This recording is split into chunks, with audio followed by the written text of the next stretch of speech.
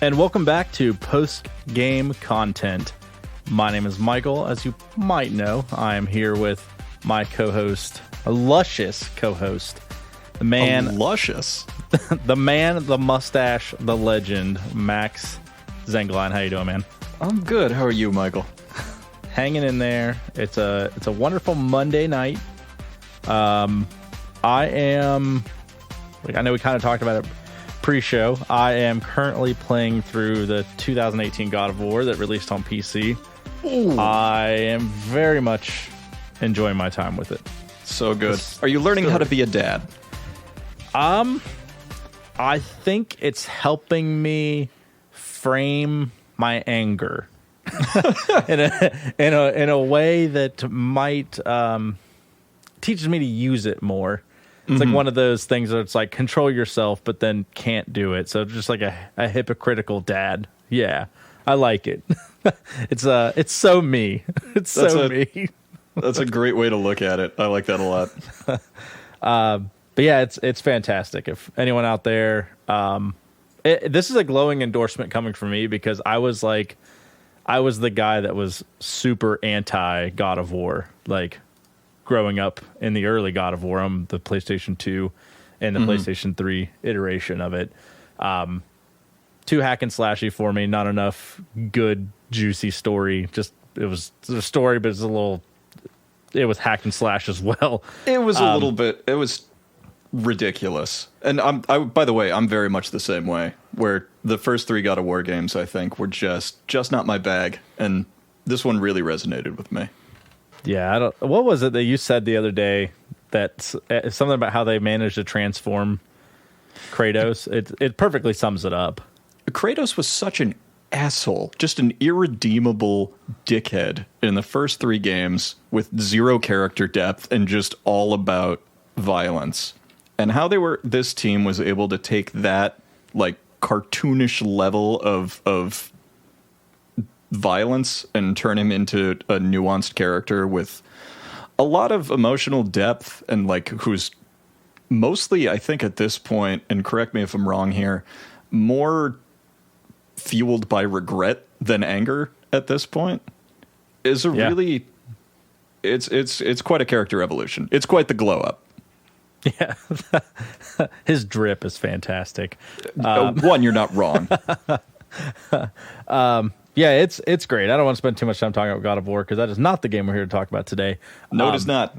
But it's great. I highly recommend you check it out now that it's available on more than just PlayStation. So, that being said, Max, I know I kind of did this last time, but I got to reiterate. I mean, we're less than 3 weeks out from Elden Ring. How you doing? Are you shaking yet? Are you like maintaining your composure? I'll be honest. It's the first thing I think of when I wake up in the morning. Like I'm getting that like countdown to Christmas kind of vibe. Yes. Yes. And go ahead. This one's been tough because I've tried to keep myself much more blind than I generally would go into most video game releases. Where generally I'm, reading interviews and watching trailers, and obviously they had like the beta test that was out a few months ago, so there's a ton of footage flying around, and I'm trying to like keep myself locked out of all of that. So there's hype, but I have nothing to do with it. Yeah. It's kind of funny because like I'm in the same boat. I haven't watched a single stream, network test, anything. I watched that like gameplay footage that they put out. I think both you and I watched that. Yeah. But I mean, that was months ago. Right. And then really the only thing that I've seen on it is some artwork because they finally came out with the Soul Arts digital edition. The physicals haven't shipped yet, but the digital copies are done.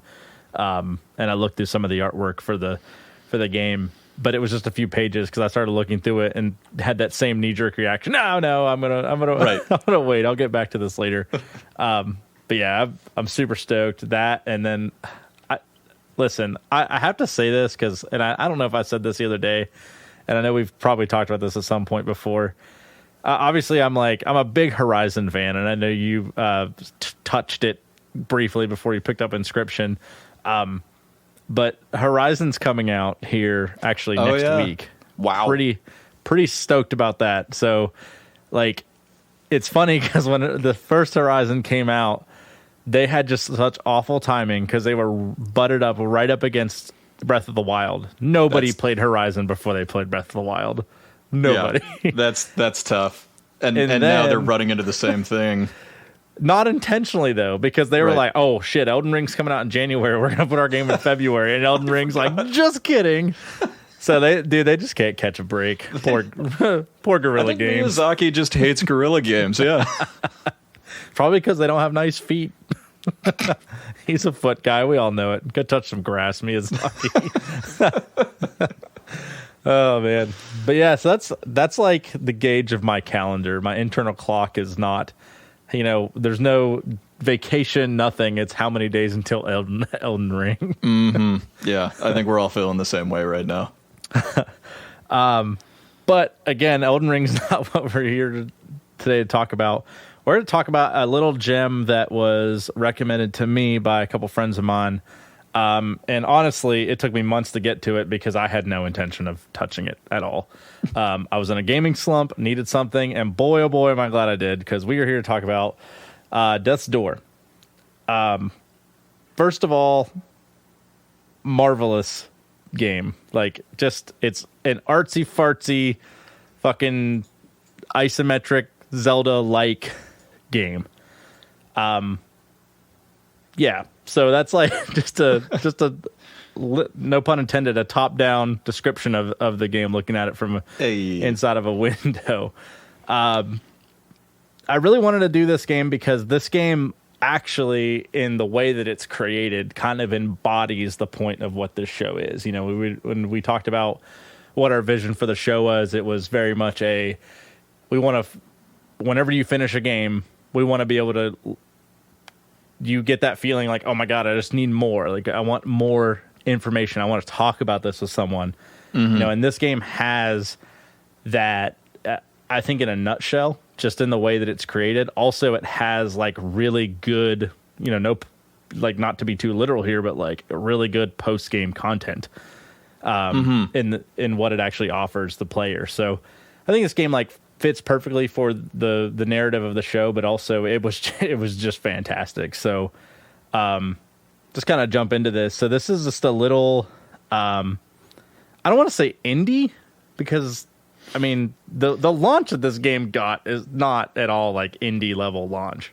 It's tough whenever I think we talk about Devolver Digital, right? Because all of their games look like indie projects, despite the fact that I don't know if they're a gigantic company, but they are absolutely like the number one guys who are operating in this space. Yeah. Oh, yeah. You're right. Well, it's funny because if you think about it, it's like, so it was made by the developer of this is an indie. It's two dudes in the UK, and it's a company called Acid Nerve. They've made two games: this game and Titan Souls. The publisher, however, has made tons of games, like the one you just were playing, Inscription, My Friend Pedro, which was fantastic if you haven't played it. Enter the Gungeon, Serious Sam. I mean, those are all household names at this point. So it's kind of like how people were calling Supergiant Games, the people who made Hades.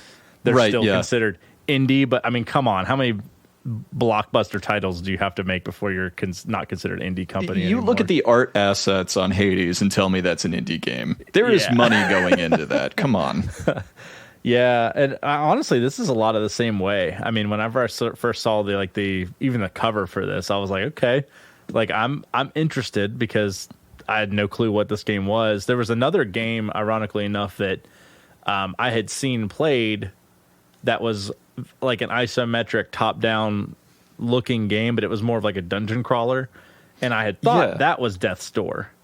And then whenever I got into this, I was pleasantly surprised, because that was not this game.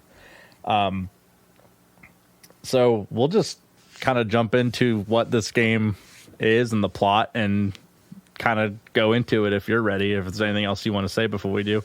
No, absolutely. I'm really excited to talk about this game. This is a recommendation for me from Michael, and I tore through it. This game is a treat. Yeah. So if from this point on, we're going to be spoiling the game's story. We're going to be spoiling pretty much everything you could find out about this game.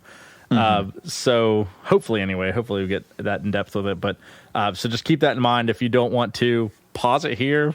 You don't want it spoiled, and then come back later once you finished it. And I think you'll enjoy it that much more. Like I said, that fits the narrative of the show. We want you to have these games under your belt and come here to get that extra, that little extra that you need from the game. Right. And that being said, I wish this had happened before I paid money for the game. As of January 20th, the game is on Game Pass. So treat yourself. If you don't already have Game Pass, you're doing yourself a disservice. It's an incredible value. Absolutely. But especially, if you're coming to the show for a recommendation, consider this a recommendation. Go play this game, beat it, and then come back and we'll talk about it. It's like last episode Village, when we're like, you know what? We cannot absolutely at all recommend Village. Go play Village. Exactly. Fuck Resident Evil. Go play Resident Evil. Oh, man. Yeah, so this game is like really whimsical and witty, like from the very get-go. So you play as a crow, I believe. Yep. Crow. I could never determine if it was a crow or a raven, but then I realized that I need to read. And so you play as a little crow, and you are a reaper of souls, and your job is you are assigned a contract or a soul that you need to go reap and then bring it back to the the headquarters of the Soul Reapers headquarters, which is very like noir in a way. It is. It's very cool. It's super cool, and it's funny that like this game takes all of the like mysteries of the afterlife and converts it into a huge like bureaucracy. Like it's made up of pencil pushers and guys in the field who have to go out, sign paperwork at the end, and then like to get your immortal soul back. Like it's a very British sense of humor, I think. It is, and it's like it's funny because they're taking like that's a great way to put it, because if you think about like how even in like Greek mythology, death is very transactional. You know, there's the money that's got to be put on the eyes to cross the river Styx, things like that. They really are just like haphazardly jesting at all the major tropes, including up until recently, just playing even God of War, I saw the giant crow bird eagle thing that's in Helheim, and that's a reference in the game too. So it perfectly touches on like a lot of different cultures and things like that, up into including death. So it's so whimsical. It's great. And it doesn't take itself too seriously in any of these aspects. So while you're listening to us talk about this, if there's just something that sounds like it's like, oh shit, like that's really heavy, it's not. Like it's easy to digest. So so you are assigned to go into the world and reap this demon's soul, I guess. And whenever you go into this small area, there's like this giant plant thing. And this game wastes no time. It's just like, hey, you don't learn to fight. Here's a boss. But I like that because it teaches you how to play right off the get-go. Like, this is the expectation. If you can beat this, you're going to be fine. Totally agree. Yeah, and it like grows with the boss. So it's like, here's how you roll. Here's how you move. Here's how you hit. Here's how you dodge. Like, and it just, the natural progression of the battle system, all in the scope of this one little battle, kind of opens itself up for the intro. Like, it's very well done. So you fight and you beat this boss, and the soul escapes or is stolen. I can't quite remember which one, but you don't get it. And it's stolen by Big Crow Man.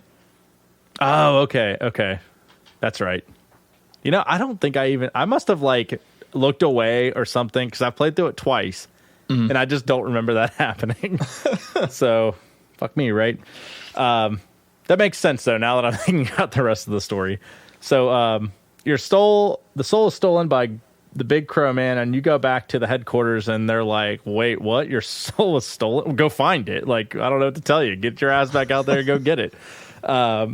Like you said, very, very transactional. Very in keeping with, an adult job. I don't care that you can't get this done. It needs to get done. Oh, I'm having PTSD now. Thanks. Yeah, so lo and behold, they open a door, which becomes a recurring major theme in this game. A door kind of pops open and allows you to access the first area of the game. If you take the time to kind of explore this area, it's very black and white and gray, like this whole area, and it does a really good job of signifying, I wouldn't say like, what's it called? Purgatory. I wouldn't say that like that's what it is, but just like the area between life and death. I mean, it does a good job of kind of portraying the difference between, color being life and the lack of color being death, I guess you could say. I think that's a really good point. And the graveyard area, which serves as not quite a hub, but it is sort of, where you'll access everything from the rest of the game. It uses that muted color scheme. I think that's a great way to put it, to bridge the gap between the true black and white of the afterworld and your home office and the lively, bright colors of everything outside of it. Yeah, for sure. Yeah. Yeah, so I mean, the game doesn't really waste any time with you. It just kind of throws you into the world, and right away as you enter into the cemetery area of this game, I mean, the colors are bright and beautiful. It's not cel shaded, but it almost feels like that with how colorful the world really is. And there's a lot of depth in every area of the map, whether it just be like the rocky cliffs off the edge, or whether it just be the water itself, or I mean, even though there's no layers of grass, but just the colors that they inject into the world just make it feel so alive and very pretty. And that's kind of the staple of this game, and they really hinge a lot of the creativity off of the colors in the world. The two things that like immediately come to mind when I think about Death's Door as a whole, having played through it a few times, are the colors of the world and the music. Mm-hmm. And both of those things right away, they hit you in the face, and both of them are very, very good. And their commitment to their low poly, cel shaded art style, I think is so fitting. And for me, it was very reminiscent of like early GameCube days. I think there's a lot of Wind Waker in this game in the art style. But it's combine that with a isometric top-down view. It gives it a look that is, I think, unique. It's an art style all its own, and it works beautifully. Yeah, I mean, thinking about that specifically, I can't really think of another game that captures that level consistently throughout the game, that level of color and creativity, because you'll have those big open scapes of like grass and rock and things like that, where it's just a few colors, but that are still really well done. But then you get into like these big, intricately designed bosses, especially the castle boss. And then as you start to like hammer it away, it gets like the cracks and the purple lines and stuff, and it just looks so cool. And there's just so much more depth in those than there is in the world itself. So it just goes to show like the creativity that this team has, and how they're not single faceted. They have a lot of expertise in what they're doing, and they really can bring these colors out makes everything pop. Absolutely.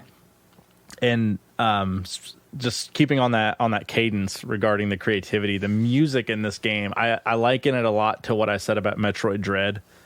The music carries you through the game the entire time, and it matches the environments really well, whether you're on the like the mountain area near the sea where you find Jefferson, or where you're out in the gardens where it's just more peaceful, or if you're even right in the area of the cemetery where you're just learning about the world, and it's very mysterious yet upbeat to like keep you moving. It flows with you the entire game, and I have a lot of appreciation for games that can keep me focused on the soundtrack, but the music can keep me flowing and interested and continuing to explore. It never got stale to me. No, at all, definitely so. not. And a real highlight for me is all of the battle music during this game, which ups the tempo so much, and really gives a sense of weight and direction behind these fights, where I felt, like I was rushing and running around everywhere just because the music felt like it had really upped the tempo a lot, and made the fights feel a lot more frantic. Looking at like the catalog of Devolver Digital as a whole, they're really good at that. Yeah, they get I've really played- good artists.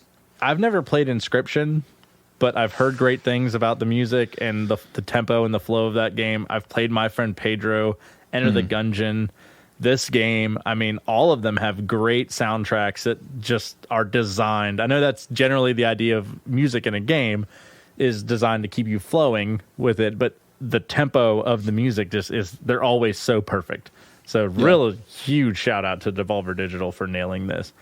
If that was your decision, I assume it was part of that. And if it wasn't, fuck you guys. If not, then the credit goes to Acid Nerve, and fuck you, Devolver Digital.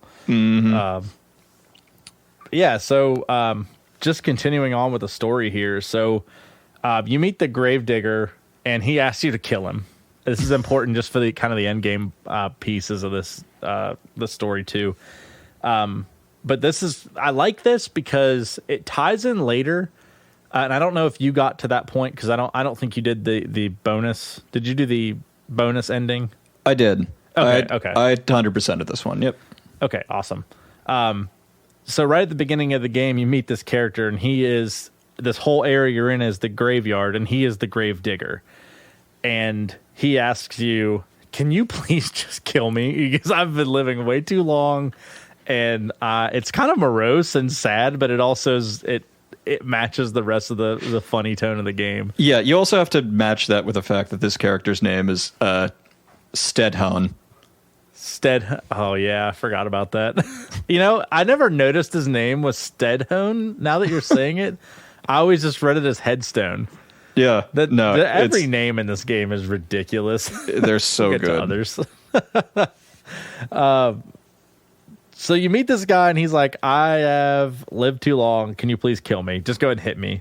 And I like this because it serves as a way, one, ties into the story, and it also serves as a way to teach you some about the combat. Because he's like, okay, maybe you need to try a strong attack. Okay, maybe try this. And, that's how your character kind of learns, oh, these are the movesets that I could have. Well, maybe try a different weapon or something like that. Because at this point in the game, you should have your sword, and then if you paid attention, you should have picked up the umbrella as well here. Right. Which, unless you're a sadomasochist like me, there's absolutely no reason you should ever use the umbrella in this game. It does not help you float. It does nothing but half the amount of damage that you do. So, yeah, don't use it unless you want to 100% the game, as far as achievements are concerned. So beyond that, you end up having to you meet the Grey Crow, who tells you that he wants to unlock this door, and this door is where all the souls go, and there's something that he's been looking for forever that's beyond this door, and he absolutely has to get here, and he gives you some reason as to why you need to be on his side as well. I don't remember exactly what that is. Not really important to the point of the podcast, but essentially he says, I need 3 souls. I need the soul of the Witch of the Urn Estate. I need the soul of the Frog King in the swamp, and then I also need the soul of the great monster in the mountains, or essentially the Yeti monster. And sends you on your way, tells you which way to go, and from right there, the game does a good job of just framing out, okay, here's the main story. Here's what I'm trying to do. And really, from that point on, there's not a lot of main story content. Like, I'm not saying like there obviously is content as you go on, story pieces, but this is where the whole thing it lays it all out for you and says, here you go. And the reason I bring it up this way, and the reason I thought about it like this, is because when I was reading a lot about this game, a lot of people were saying, Well, I don't really like how this game doesn't have a map. And I don't like how this game doesn't give you a lot of direction as to specifically where you need to go. You just kind of have to search for it with the clues. Yeah. And I think that's a valid concern. However, I mean, both of us got through it just fine multiple times. Yep, true. Excuse me. But I wanted to talk about this point with you because I think this is something that both you and I, especially having a lot of Souls experience, know a lot about. Whenever you have a game that is hinged more on the explorability of an area, having a map takes a lot away from a game. And if the story is too deep, then it usually requires there to be some type of map because the game is lending you to be more story focused. So thinking more about the story, thinking more about the characters. So you rely, I'm thinking like God of War, you rely on that map to kind of guide you in certain areas that you can focus on something else and then come back to the story. But when the story is vague and the game wants you to explore, the need for a map doesn't really exist. Because especially in this game, as you wander throughout the world and find the things that you need to level up and bring your character to more power and more weapons and things like that don't really change the story, it feels more rewarding. And you learn the story naturally that way. I would say that's fair. And also a lot of the exploration that you do in this game hinges on that isometric top-down camera angle. And a lot of times the game will do this unexpected shift where if you're looking behind a pillar or you go behind a building, the entire camera will rotate and follow your character around. And it brings you into the world in a way that, I haven't seen a lot of games pull this trick off, where it instantly makes the world feel much more complete than you might have realized. I can understand some people's want for a map in this game only because, to stick with that point, the isometric camera angle makes it a little bit hard to find your way around at times. And especially in areas like the forest area before the Frog King, there were some moments where the scenery is just samey enough that it took me a little bit longer to navigate, and I definitely got turned around a few times. But overall, I think this game executes without a map just fine. Yeah, I didn't think it took it too much away. I mean, there were definitely times I got lost, especially whenever I was looking for seeds or, extra power or health. God. Like I would just get over the same area 5, 6, 7 different times and not find a damn thing. Do I think it needs a map though? I mean, if I had to make a hard line yes or no choice, I would say no. I feel like the game would be too easy with a map. I mean, just straight up. From a 100% perspective and having played through the whole thing, I think with a map it would have been a little too easy. Do I think it could have been tied to some sort of difficulty rating? Potentially. If they had an easy, medium, hard, easy had a map, everything else didn't, Yeah. I think that could have been an accessibility option. Maybe not even a detailed map, but even like an illustration, which wouldn't even necessarily, help with the nitty-gritty of finding hidden items or something, but would give you a little bit more context about the world that you're exploring. It would be fun to see an illustration of this world that they've built. Yeah, maybe even like a hey, are you doing like a new game plus? You've unlocked the map feature, or you could pay so many souls or something and unlock it. I don't know. I think just for the world in this game was just really meant to be explored, and a lot of it in a lot of ways feels very, I know it's not procedurally generated, but the way, especially in some areas, the way the world populates and falls apart, it gives you more of a challenge and a puzzle in certain areas to have to not know what the map looks like upcoming, or not even remember, hey, what was just behind me. Right. I don't really remember that. So I think the game is very cleverly designed to not need that. But I don't think it's not like, Dark Souls. If I had a massive map, it would change the whole thing. I don't think it would make too big of a difference. I I don't think you could do a map in Dark Souls. No, absolutely not. But if I could press start in a Dark Souls game and look, like, here's every chest that I found, here's here's where the bonfires are, I think I would just not ever play those games. So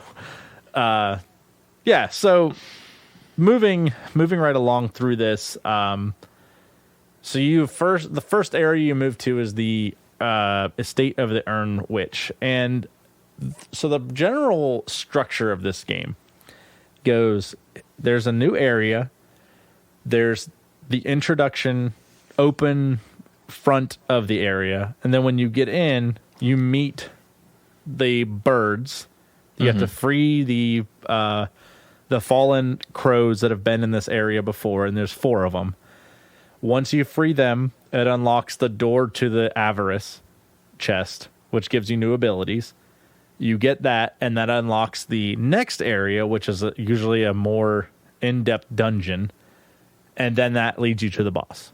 And that's a rinse and repeat cycle from 1, 2, 3 each time that you do it, on each one of these areas that you're headed to. And that formula, I loved this formula, because every area just felt so unique and different.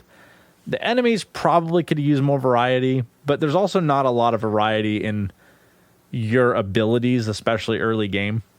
Definitely true. Yeah. But I also didn't feel like, and that's just my end game experience, I didn't feel anything was too stale as I was playing through it even. Because I got my ass beat so many times. That's what I was going to say, is that no, there isn't a gigantic library of different monsters that you'll face. But what they've done is they've balanced these monsters against each other really well, where combat isn't necessarily about... It's not a puzzle of figuring out like which moves to use. It's a puzzle about prioritizing targets. Yes. And in any kind of like... when you're being mobbed by different enemies, you have to really quickly assess like who's the biggest threat, how do I get to them and still dodge everything else that's happening on screen. And that loop was so satisfying, and really learning how these different enemies interact with each other. And, if you have a bunch of long range guys, then maybe you want to take them out before dealing with more aggressive enemies that get up all in your face. Like that was really satisfying. And there was a sense of mastery to learning how to deal with that. I agree, and even further to further that point you just made, a lot of the enemies too could be used to your advantage. So if you had the wizards that would show up and they'd be shooting balls of magic or fire, whatever they'd shoot at you, and it was like, okay, well, this guy, I don't want to get in too close. I'm not quite that good with this type of combat yet. You could use that to use your sword to hit those projectiles at different enemies to take them out. So it could benefit you to leaving certain enemies alive longer, or if you were better at the close range combat and weren't quite as good at dodging, then you would take out those wizards first, as opposed to whatever else it was that was flying around there. So there's a lot of variability in the combat. So that's what I meant. I never got stale. So if there were certain enemies that I was not as proficient with, as I didn't have a lot of ranged attacks quite yet, that's how I would play the game, would be utilize the other enemies to my advantage. So and I know for a fact that other people didn't play at that, because I've seen other people just be all brutal, up in your face melee, and good for them, because I'm not that good at dodging. So, and I think another thing that really helps is that the feedback that you get from all of the weapons in this game is excellent. There's a really cool sound design every time your weapon connects with an enemy. There's a screen shake and a controller feedback, and all of it just makes combat feel weighty and impactful. Yeah, I agree. Quick question about the game, because I know it's just funny. Whenever you and I play games, we always play it differently. Did you play this game all with the controller? Oh, yeah. Yep. I keyboard and mouse this entire game. Did you seriously? Yeah. And that's probably why I had so many issues with some of the combat. Yeah, but then, I imagine. If you consider that I went back through the whole game keyboard and mouse and did it with the umbrella, makes it that much more intense. Nuts. Yeah, I don't know. I just started playing, and only time I ever switch away from keyboard and mouse is if there's too many button combos and the mapping gets a little difficult. because then I'm just like, okay, someone's already figured this out for me. I'll just switch to the controller where they've already done that legwork for me. Right. But I mean, this game, it was pretty simple. It's 1, 2, 3, 4, and then your WASD and left click, right click. So, yeah. So there's a lot of variability in the gameplay itself, and also how you can play the game, obviously. So, I mean, that right there tells me a lot about just from how simple the game is. And as you progress through the game, you unlock some other weapons too. So you have, as far as your melee attacks, you have your standard sword. You find a hammer, which does a lot more damage, I think, and it has like a bit of an AoE, if I'm not mistaken. Then there's a little bit of splash damage. I made the hammer through most of my game. I loved it. Really? Oh yeah. Wow. See, I remained daggers when I found them. Yeah. So I was a dagger boy. The daggers give you speed. It reduces your strength a little bit on the hit and how much damage you do, but it gives you more speed. Then you eventually find the great sword, which is really slow, but it does a lot of damage. And then what I like about this game is the leveling system. As you kill enemies, they drop souls. And then you'd find like soul orbs that give you like 100 souls, and some that I think there's a few that give you more than that. Yeah. And then they're going to be your main currency. Yeah, right. And then when you get back to the hub, there's like it's really not that robust. I think there's 4 or 5. Yeah. And I think there's 4 different things you can upgrade, and then with 5 different levels of each one. Correct. Yep. Now, what I like about this, though, is this gives you the option to pick a weapon that you like and then level what's important to you to utilize that weapon. So myself, as I was using the daggers, they were already really fast, but they didn't have a lot high damage output. So I leveled my damage, and then I would level my secondary weapons, like my arrows and bombs and things like that. Yeah. So the game not only gives you a lot of variability on how you play with specific weapons, but it also lets you upgrade in a way that benefits your play style, which is really, really nice. I really like that. Yeah, I completely agree. And it's fun that, because there's a lot of nuance to the upgrading system, there aren't a lot of options, but there's enough where, with something like the hammer that is big and slow, but powerful, do you want to try to offset that by making it swing faster, or do you want to lean in, just go for a pure damage build so you hit slow but you hit hard? Yeah, for sure. And what I also like about this game is it's difficult to level without progressing in the game, because as you're going through, you'll find these soul orbs that are spaced out very nicely throughout the world to make it to where you level with the game as opposed to like beefing yourself up before an area. Now you could go back and farm, but like after you kill a set of enemies, they only drop 1 or 2 souls next time you kill them. And these upgrades are 4, 6, 800, all the way up to like 1,600 souls a piece. So right, it would take a hell of a long time to farm. Yeah. To do. You're not really meant to be grinding in this game. It wants you to keep moving forward. But that just goes to the progression of the game. It flows very well, and tie that in with the music and how the weapons work. I mean, it's just fantastic. I don't really have a lot of negative things to say about it. I will say I wish a lot more of the weapons were available earlier in the game, because they're all optional. You can find all of them, but like you don't find the great sword until near the end of the beginning of the third area. Yeah, you have to have 2 bosses out of the 3 under your belt before you unlock that. And by that point, you've probably already found another weapon that you've sort of wanted to settle into. Exactly, I don't think a lot of people are switching up their play style at that point. That's a good point. Yeah, so like I said, I think the second weapon you find is the daggers, and I was sold on the daggers because I thought my first thing was like, wow, I wish I could attack a little faster. Yeah. And then I found that, and I was good to go. But then the other part of the game is the chests of Avarice, which you'll find 1 in each of the major dungeons. It gives you a new ability that you can utilize, and these are your bow and arrow, your hook shot, your bomb, and there's a fourth one. Fireball. Fireball, that's right.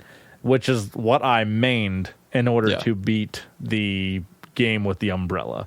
Because I needed the most hits, and I was max speed and max magic damage, 100% on that run.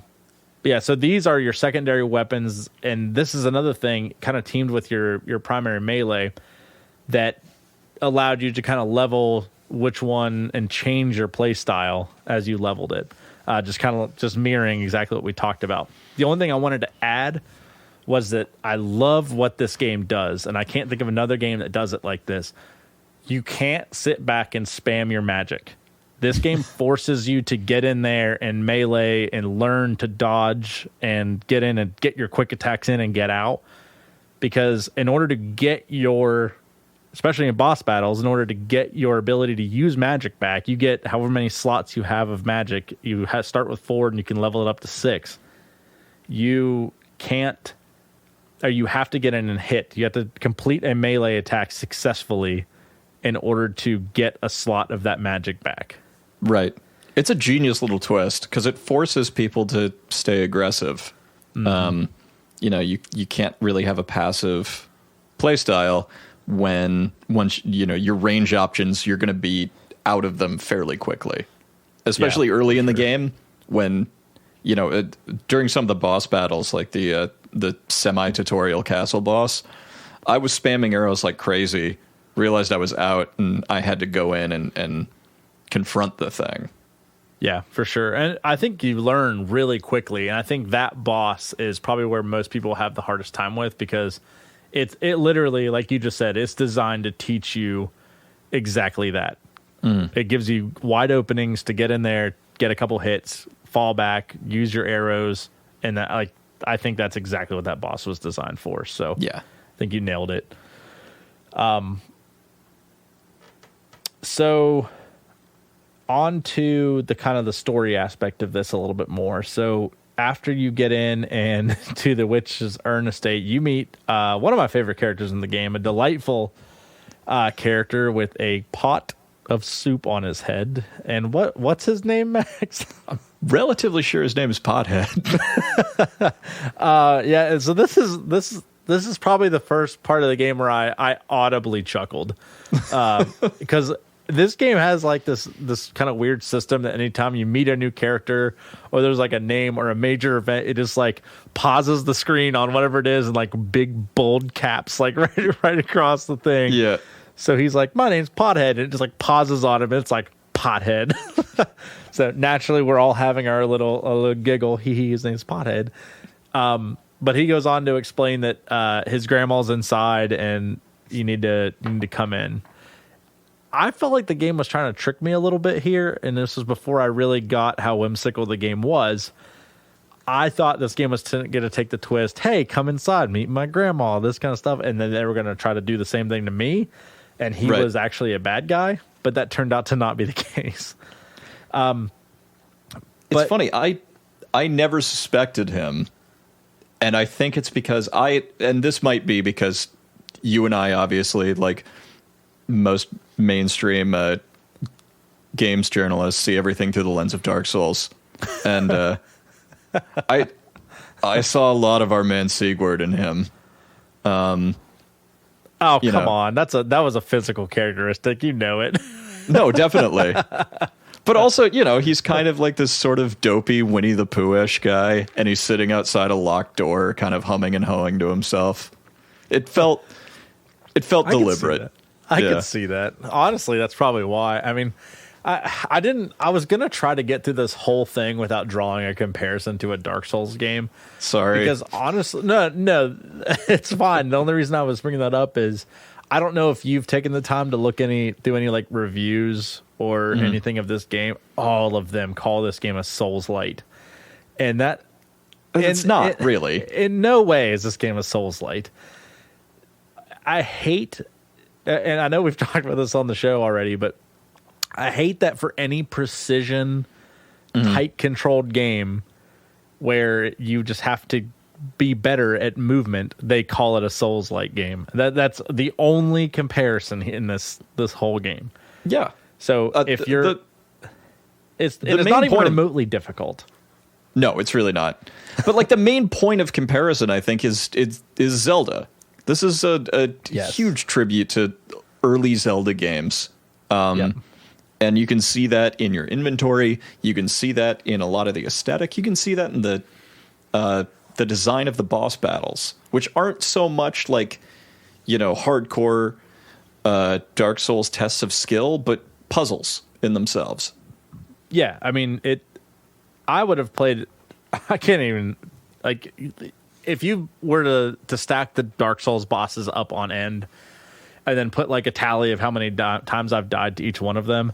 I mean, you're gonna see like a natural progression there. But like in this, if this game gives you the ability to maneuver around and learn a boss, and honestly, maybe one or two times.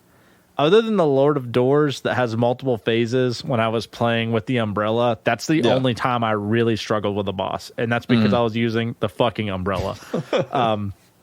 But other than that, I mean, you're right. I mean, there's really, you could think of this game, it plays, if you've played like the Link's Awakening remake. Yeah. It plays a lot like that. Just shift the camera, make it a little bit more like Wind Waker as far as the art goes, and they're very much the same. And then when you get into these dungeons as well, they become a little bit less like Zelda in this aspect. They're a lot less puzzly. They're a lot more linear than like a Zelda puzzle is. There's a few switches you have to hit. There's a couple enemies you got to kill, mini bosses, but really, I mean, they're very puzzle light. Yeah, I would say that's fair. It's much more about, like you said, exploration is a key idea in this game. And so in those preamble areas where you're searching for, the 4 crows that'll help you progress, it's really about figuring out how to get from room to room. And there isn't so much a puzzle as like how do I get to this door? Or is there something I missed in this room or something like that? Yeah, like a pot to break or a switch that drops a ladder or something. And about it, really the main areas, whereas Zelda is like, okay, you beat a few enemies in this room, now figure out the puzzle to progress. This one is, all right, figure out the small puzzle in this room and then beat enemies to progress. It's honestly the exact opposite. Yeah.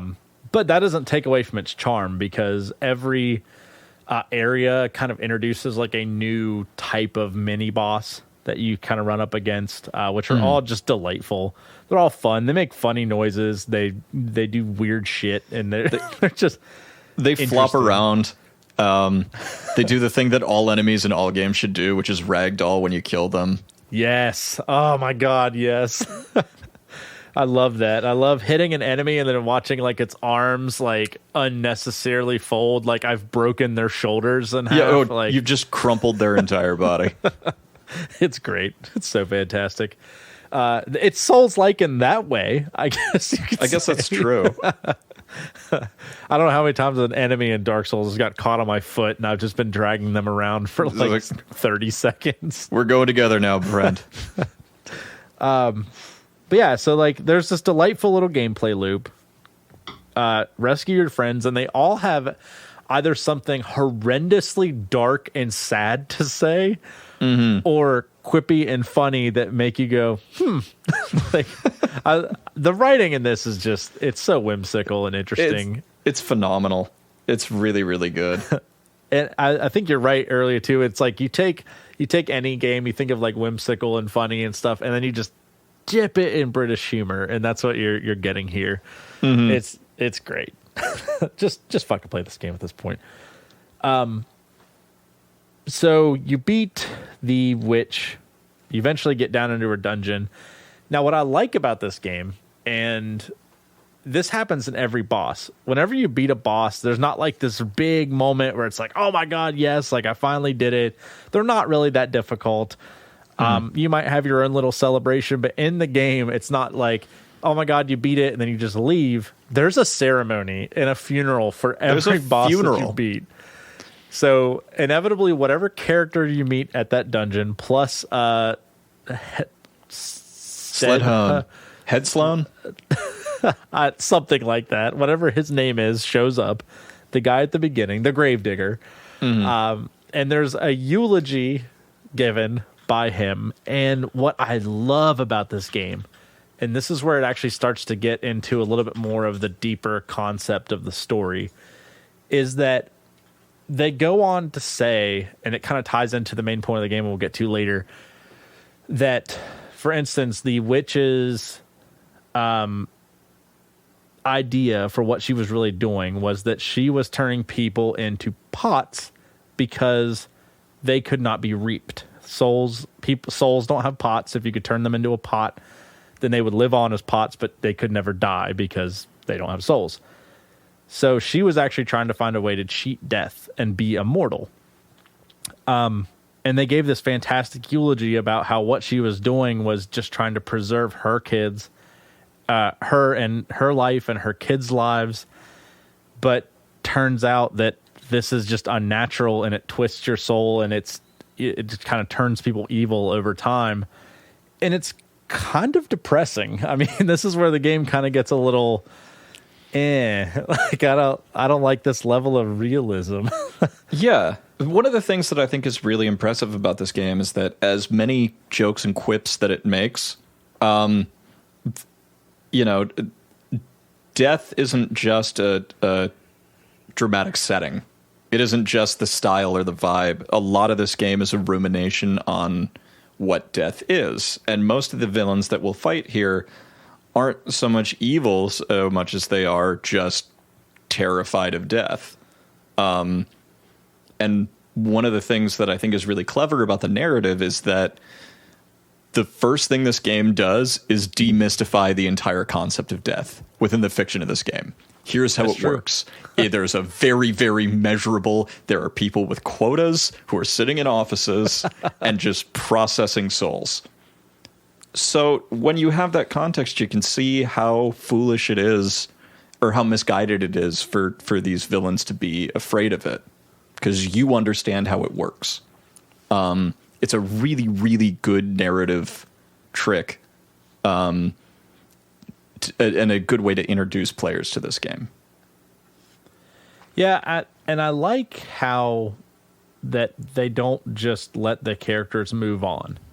Because whenever you do this and you beat these bosses, this funeral scene, it's very, your character's there, these other characters are there, there's the body of whoever is there, and it's very, it really makes you read and makes you listen, and it really puts it into perspective. But then, it's almost like you said, it's transactional for your character being there, okay, I'm here to get this soul, and it keeps it lighthearted while having this sense of, wow, that's actually kind of fucking depressing. No, I think it's fantastic the way that they set this up, and I love that there's always something nice they have to say, because it's never, he did the right thing for the wrong thing. There's always one line that Stedhone says that sums up what that boss has going for him.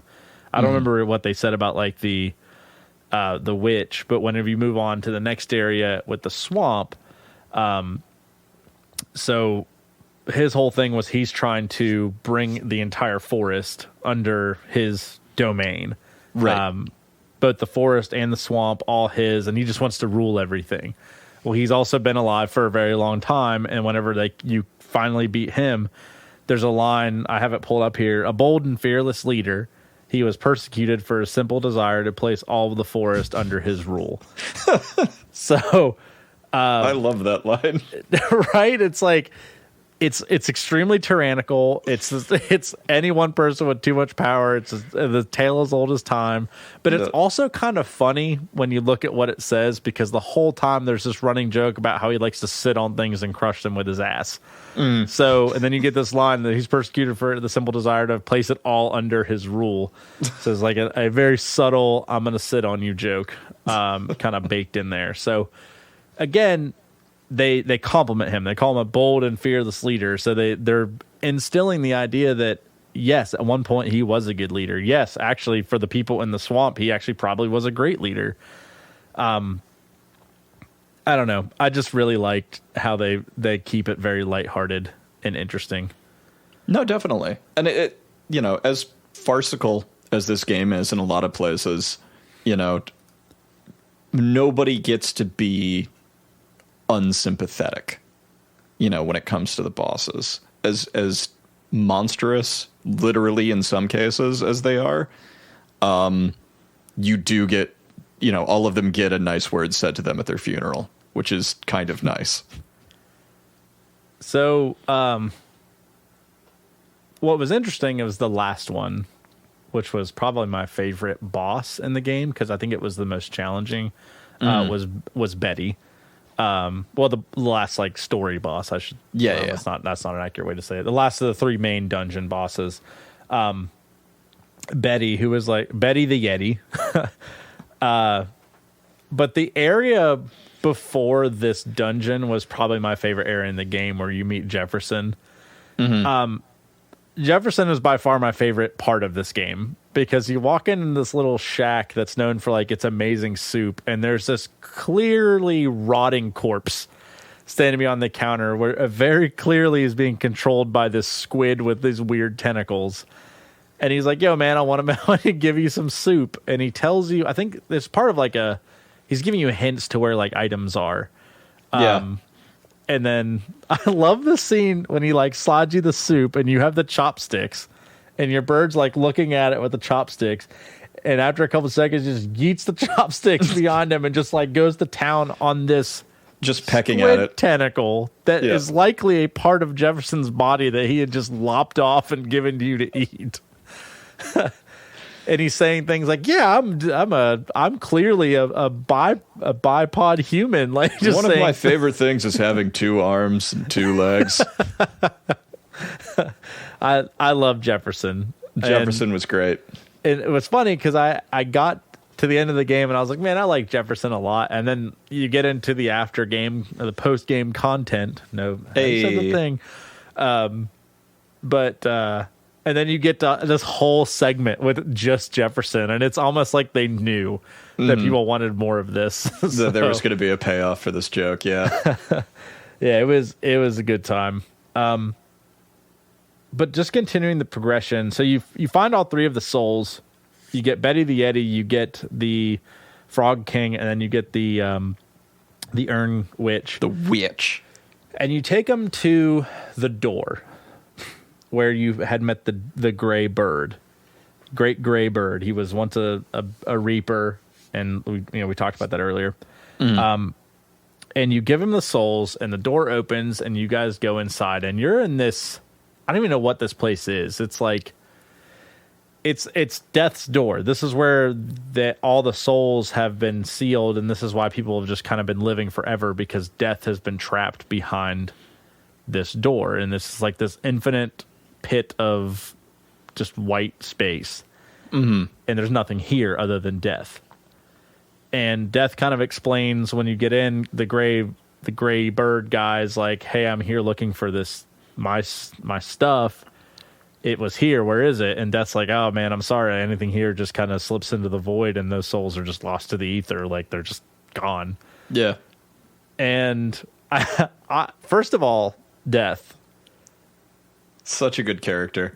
My favorite character in the game, maybe him and Jefferson they might be tied because he's just like, it's funny because when you think about this character, and they do a good job of making it seem like this character like predates time itself. Like he's an immortal being that's his only job and purpose, regardless of the mythology that it's from, is to take souls and lead them to the afterlife, or at least take them off the living plane.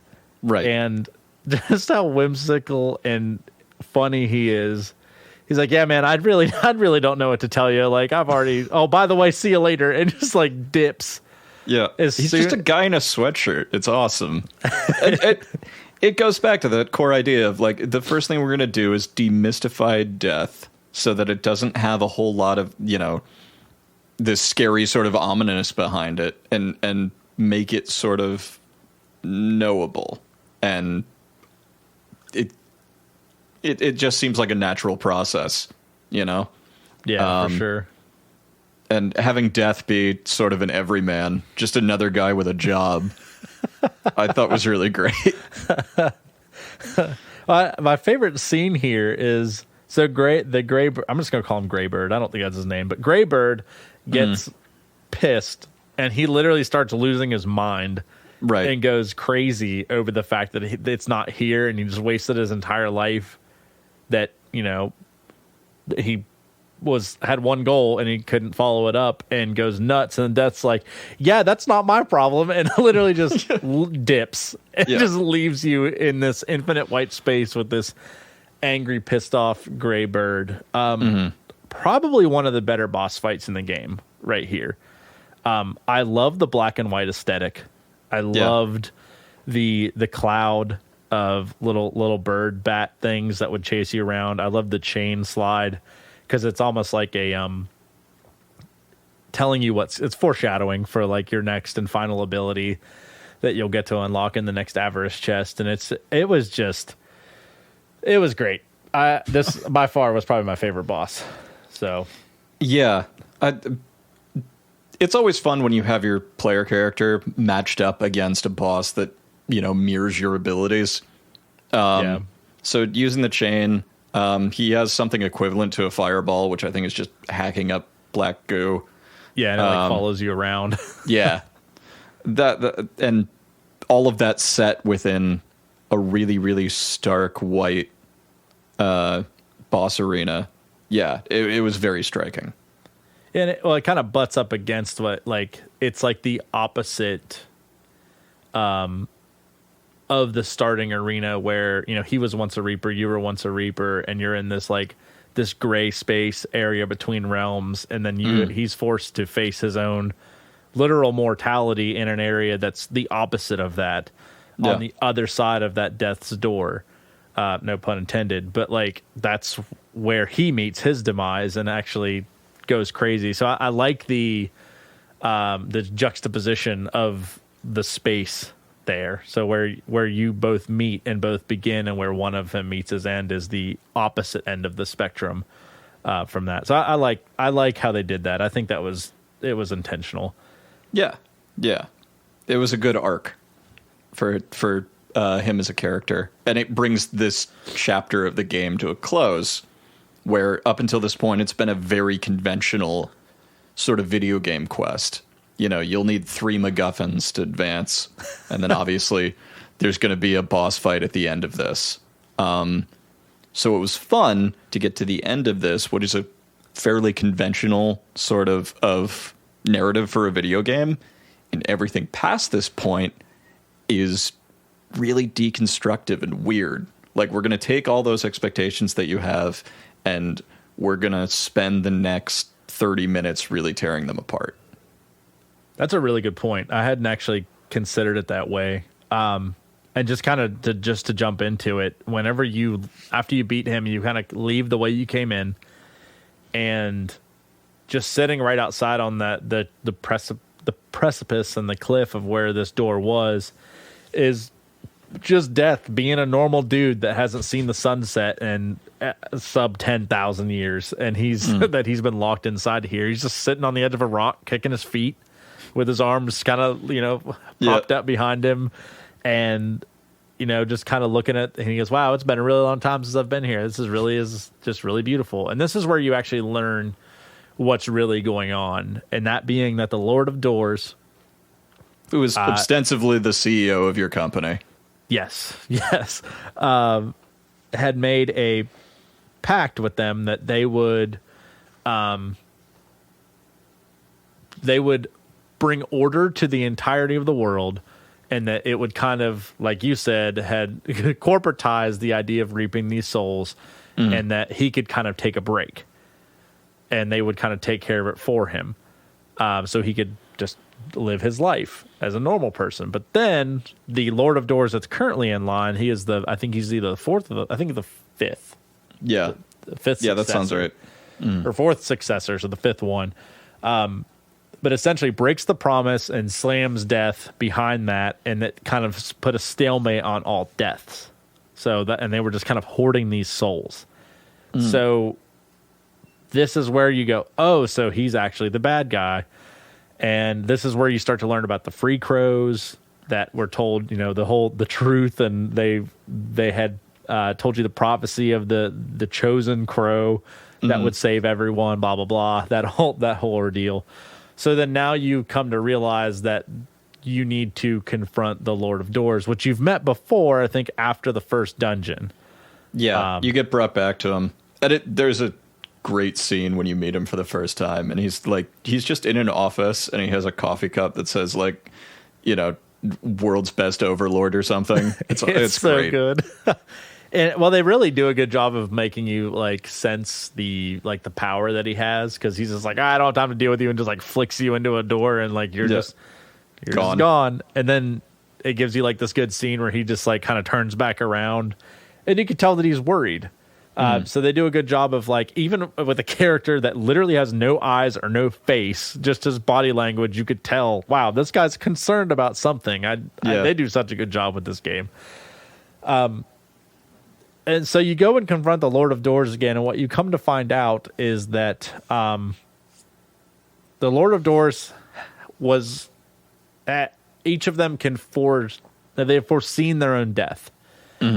He knows exactly how he's going to die, and he has actually seen, and this is why he was worried, he knew that you would be here at one point in time to collect his soul and reap his soul.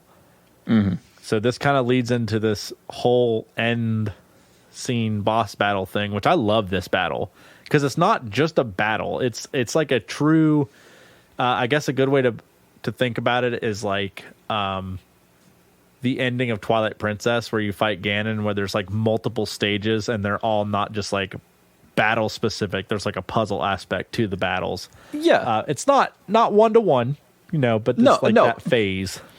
There's definitely phases to it, and one of the things that I think this succeeds in is one way that I think you can assess what is a good boss battle, what is a bad boss battle. Does this boss test you on everything you've learned up until this point? And the final boss should feel like an exam, where it's everything that you've learned how to do up until this point. And that's something that I think is really, really successful here. Where you're managing mobs, you're doing a lot of quick navigation, there's some platforming sections, and finally, like, a really challenging, like, brawl at the end. Yeah. So it succeeds in a lot of ways. I like how it changes the arenas too, because like from the outside looking in, you could look at this as it's almost 2 on the nose, because it goes to like each one of the boss's arenas that you fought him in. And it's like, okay, well, it's literally challenging in those areas. But what you have to remember is that the Lord of Doors, his job was to look over each realm. He was the Lord of each one of these. So literally in the room where you first confront him, he has a window where he watches over the Urn Estate, the swamp, the watchtowers, the snow area, things like that. So it would make sense as to why these arenas are like this. And you're right. I mean, they're perfect mirrors of what you've learned. And then at the end, it's just an all-out brawl of just specifically those aspects, just times 10 speed, and you have to be precise. And he hits like a fucking truck. And it's tough, and it's even more tough with the umbrella. I'm gonna say it again. But yeah, I mean, it's a great boss. And then whenever you finally beat it, it doesn't change pace, because there's a wonderful funeral after this one as well, where once again, I mean, and this is probably the one that rings true, even for being the final boss and the big bad, and definitively more evil than the others. But they do a really good job of doing a eulogy for this character, stating, he really wasn't always evil. He was a good person. He was looking for ways to bring more life to more people, and it just kind of went wrong at the last minute. And it really, like you said, it just frames death in like a really, I don't want to say positive, but like this whole situation in just like a really nice light. and really makes you feel bad for the character because they're there. They are in this situation because they are scared to die. Yeah, that's exactly right. And we all kind of are in, a certain way. We all. I'm not going to get too philosophical on this show, but I mean that's just an embodiment of who we are as people. Yeah, and one of the big things is that the cardinal sin here for the Lord of Doors as a big bad is not recognizing that death is part of the natural order, and so trying to disrupt that and build an industry around disrupting that, that's ultimately what leads to his downfall. Yeah, I love the symbolism that this has. There's a little bit of, I can think of 3 stories, like Greek parables, I guess you could call them, off the top of my head that like mirror everything that you see in this entire story, from the witch to the Yeti all the way up, the story of love and the story of hanging on to life beyond its point. There's so much good here, and I think obviously that's where they drew their inspirations from top to bottom. But I can't say enough good things about the story in this game. Definitely play it, because if you haven't had it spoiled for you already, and even if you have, the story is fantastic. If not just for the character design and the speech choices. So from this point, this is where the game kind of wraps itself up.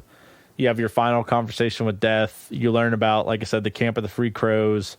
And then the game kind of drops you back out at the beginning in the cemetery, and you kind of have this like free roam ability. And the game from here on out, this is where it gets into the post game content, where nothing is readily apparent at all in any way. No, you're not signposted a lot. Yeah, so a lot of people probably would, if you don't read anything about this game and don't go looking for it, I would say the majority of people probably just, if they don't go hunting for the extra shiny objects, leave it here. But if you have the key, you unlock the Rusty Bell Tower, and then you hit the bell, and it turns the whole world to nighttime.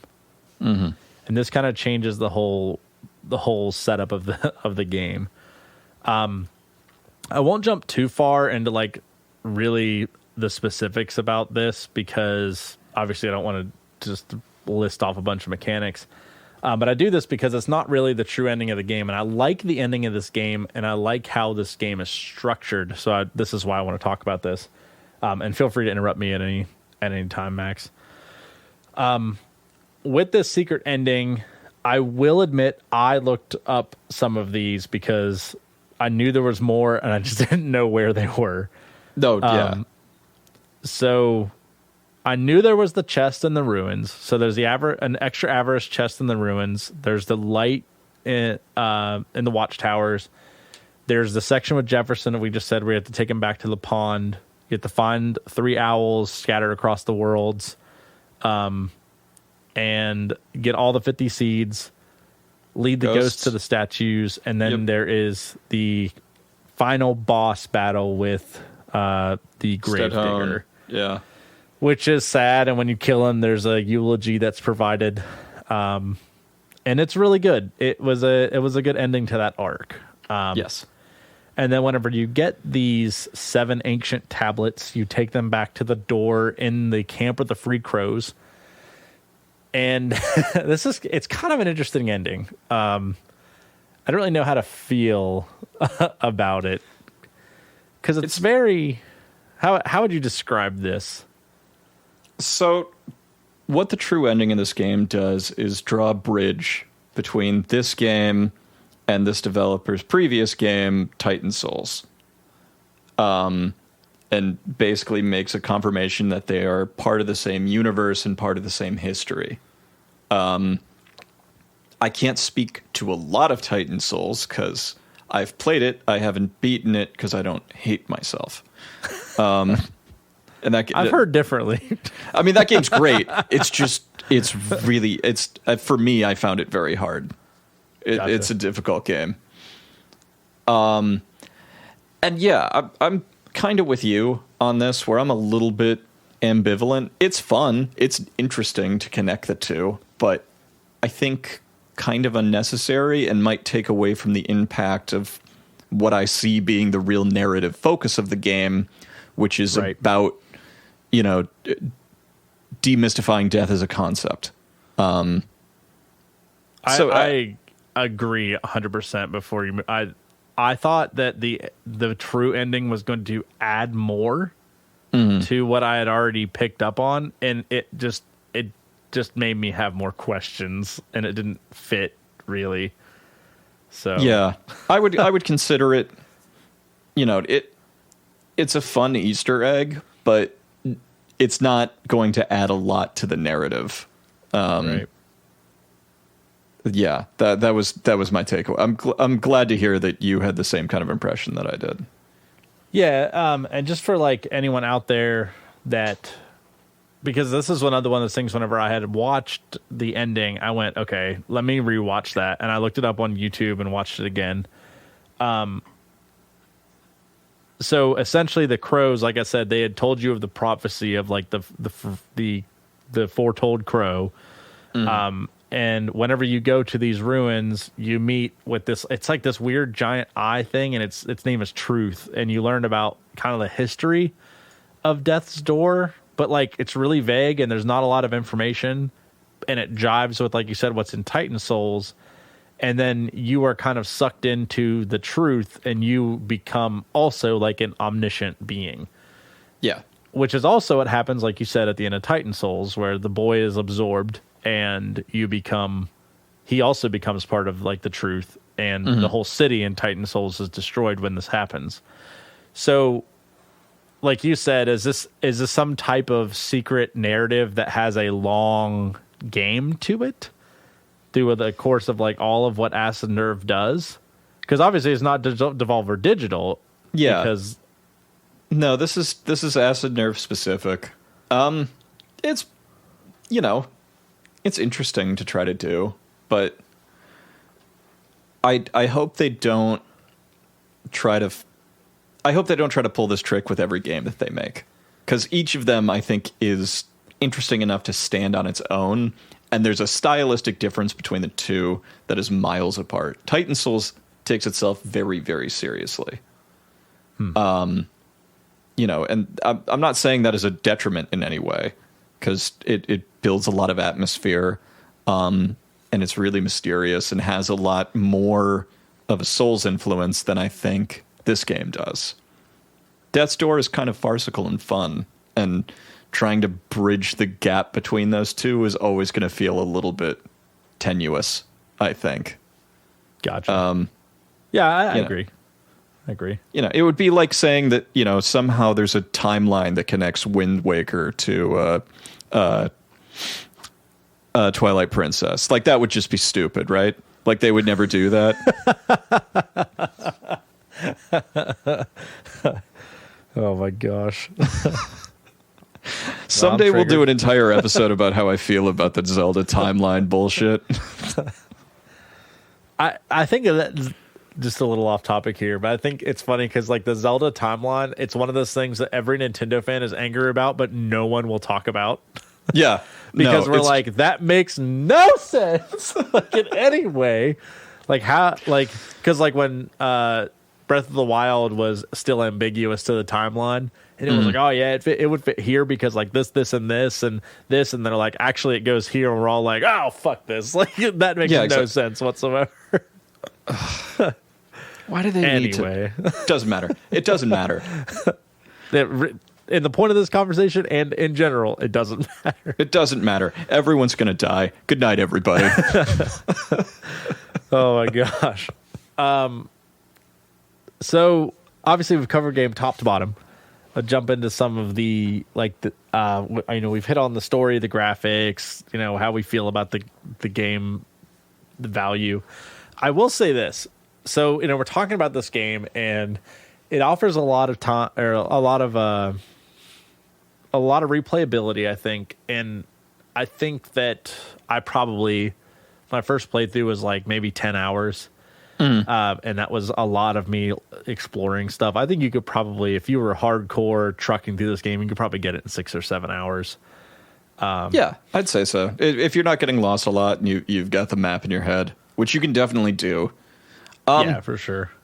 I went back and forth about trying to think about the replay value of this game. Obviously, there is some value to going back and playing through the story again, just because it's a good story.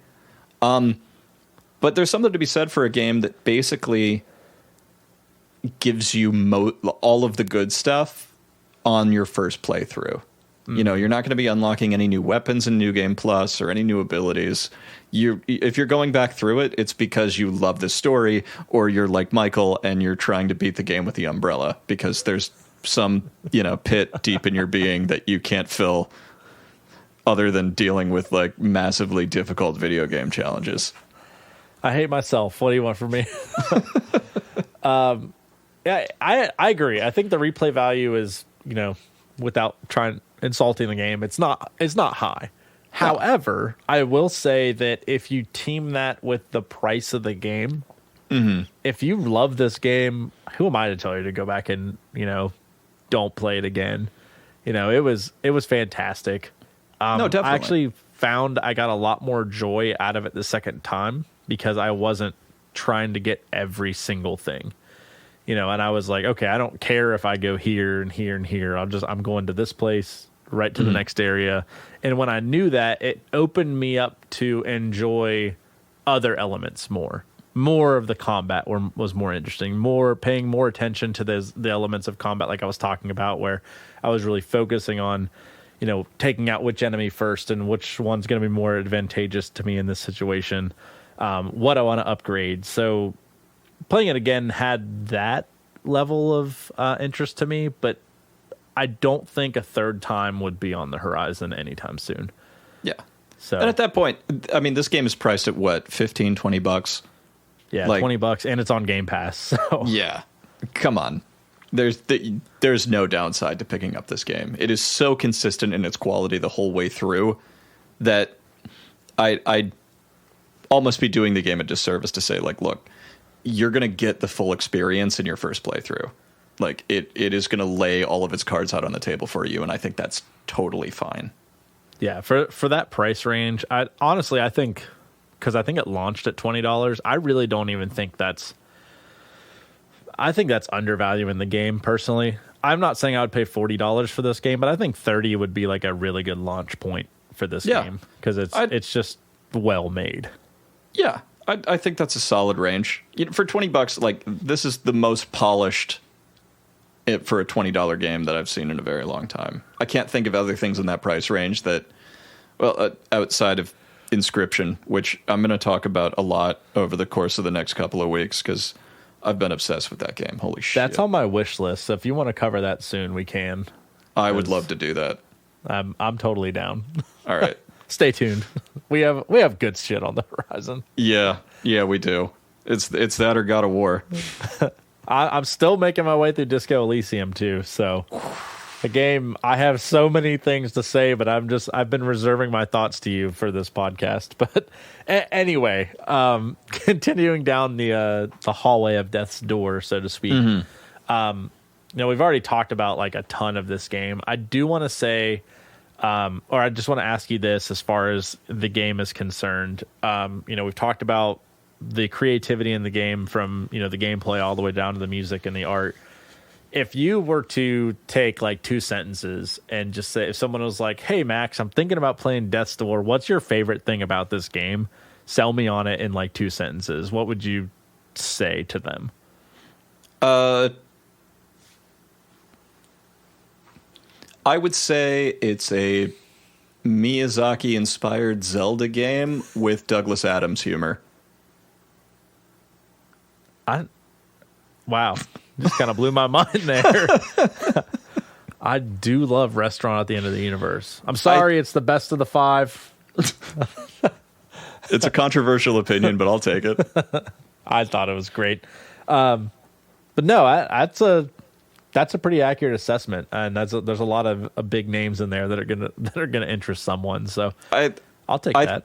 Yeah, I think that's pretty clearly the big three influences for this game, and all of them merge very seamlessly. You know, it's very clear that I think the creators of this game have a definite list of influences and pulled a lot of great content. So, yeah, that would be my pitch. I like that a lot. Miyazaki, Zelda, Douglas Adams. Yeah. And it all works, and it somehow all works together. So that in mind, if you had to, like, whenever Devolver Digital was publishing this game and they were going through their marketing strategy, like I was thinking about this earlier when I was putting together my notes for the show, and I was trying to like nail down like who the core audience this was for, because this has such a broad range of offerings. Like, it's fun and artsy, so they could easily have appealed to the younger kids. It's very precise in its combat, so you have those hardcore, you know, I guess the RPGers like myself, that are gonna bite on this. I'll be the first to say I don't think they expected this game to be as successful as it was. And I don't know whether, you know, Game Pass had an influence on that, or whether it just hit a market based off like when it was displayed at like a VGA award or wherever it originally came out. I don't know what it was, but taking out the fact that like games like Solar Ash and Death's Door and like those artsy type looking games generally do pretty well just because people want to get in on the indie ground. Yeah. Who do you think this originally was marketed for? That's a great question. Especially because I think it contrasts with Titan Souls, which was so clearly marketed at sort of a hardcore crowd. Death's Door is much more accessible, and I think much more...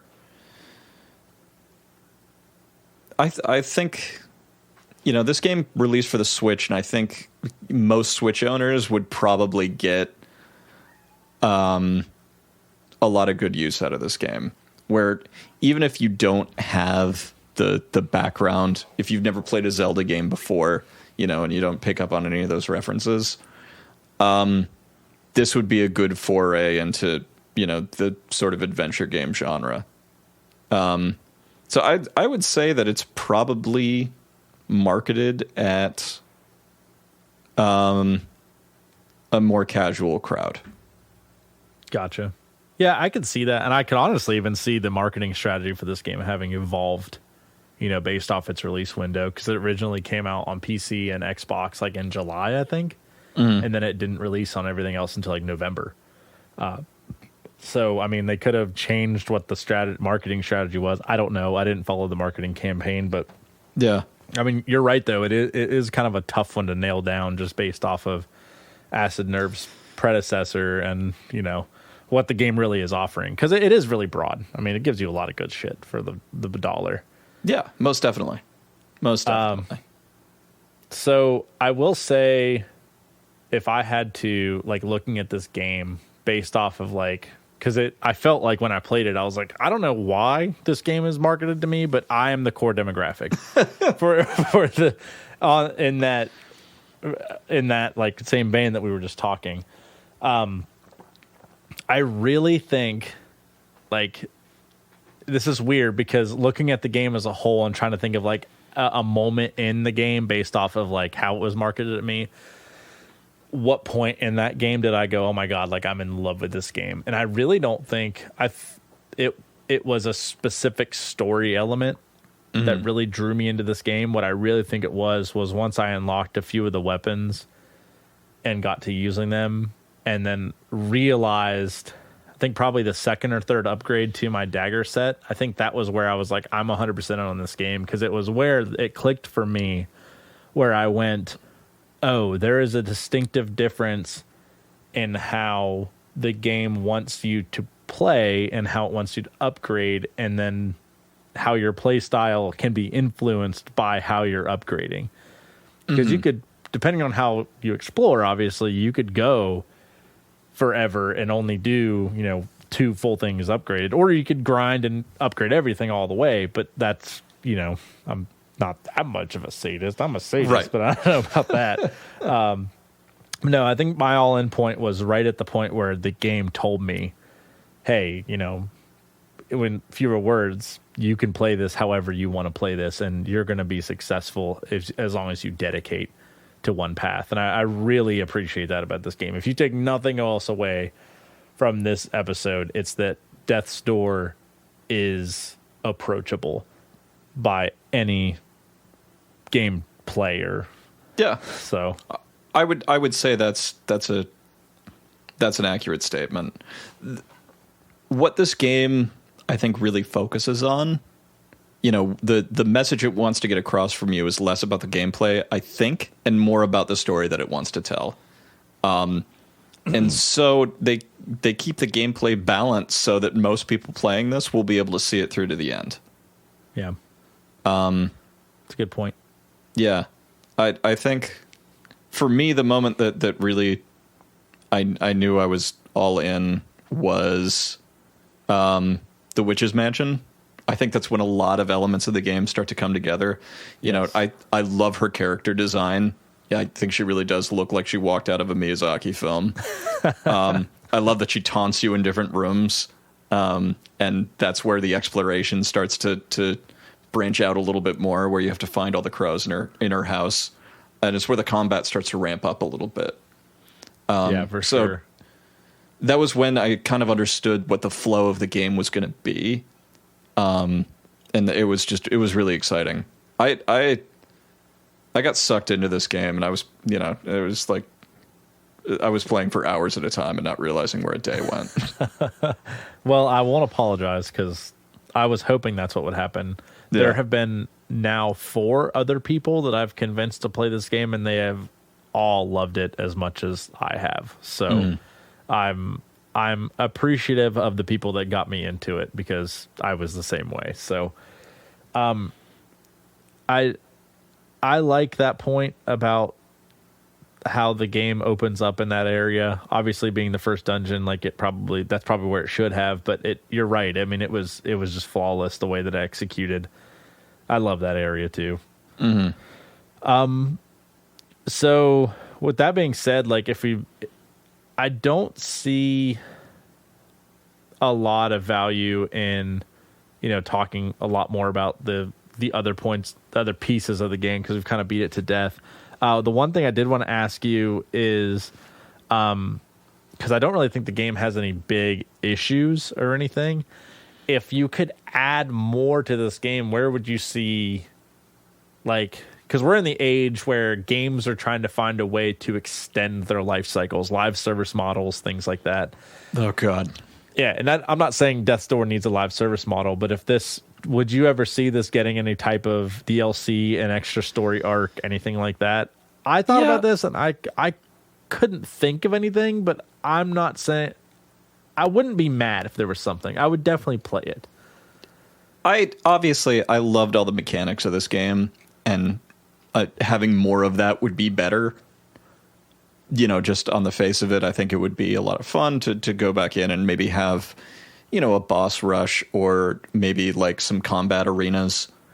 But on the whole, this is a complete story. This is a complete narrative, and everything that's in there feels like a complete package without a lot of bloat on it.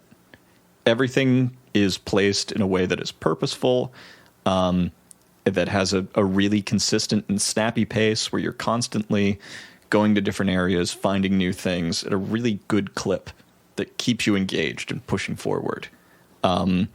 So my only worry would be that extra content might disrupt that pacing. That really is what makes the game so engaging. I agree. And I think that I was going to ask you your overall opinion of the game too, but I think that really sums it up, really well. And that's I'm not trying to just steal what you're saying, but I mean I generally agree, top to bottom with what you said. It's just it is a complete package the way it is. There's something for everyone here. It's accessible by everyone. The game lets you move at your own pace. It really doesn't rush you, not in like the pacing aspect, but you could play the game however you want to. It'd be as slow or as fast as you want to and really still enjoy what the game wants you to enjoy. So all in all, I can't recommend this game enough. Go play it. Definitely. I think the only other question that I'll ask until we jump into our next segment, which I'm growing to love second opinions. More and more the more that I do it, and the more I listen to our previous episodes. But the last question I want to ask you is, how would you rank this up to other games that compare to this? And the reason I wanted to ask you that question is not just to, checking it off the list of questions. That's because I'm curious as to what other games you would compare to this. Yeah. Because, and maybe that'll open up another, just avenue of discussion in general. But, I was thinking about this question and going, the other games that I'm comparing to this are nothing like this game in a lot of ways. There's similarities, but because I've never played Titan Souls. Only read and heard what you've had to say about it. But I would say, though, if I'm answering this question, if I were comparing this to the inspirations that this game draws from, I would say that it executes what it wants to execute from those, but it's completely different. It stands on its own really, really well. So if you're coming to this because you like Souls games and you heard this is Souls-like, or you like Zelda and you've heard it's Zelda-like, you are going to get what those people are comparing the game. You're going to get that, and it's going to feel fresh. So if you're looking at it as a one-to-one comparison, you're going to be disappointed, but you are going to be delighted. So I guess that's what I'll say. Yeah, I think that's a pretty good way to look at it. I've heard a lot of comparisons between this game and Hyper Light Drifter, but I haven't played Hyper Light Drifter, so I can't speak to that. Link's Awakening, the remake, comes to mind as a point of comparison. And I think this is honestly just as polished as that game, with probably, more nuanced combat, because that's a bigger focus in this. Yeah, I would say one of the things that this game does really well is it wears its influences on its sleeve, but it isn't just a mishmash of different systems. It has an identity all its own. So, you can see influences maybe from Dark Souls, but don't tell anybody that I said that.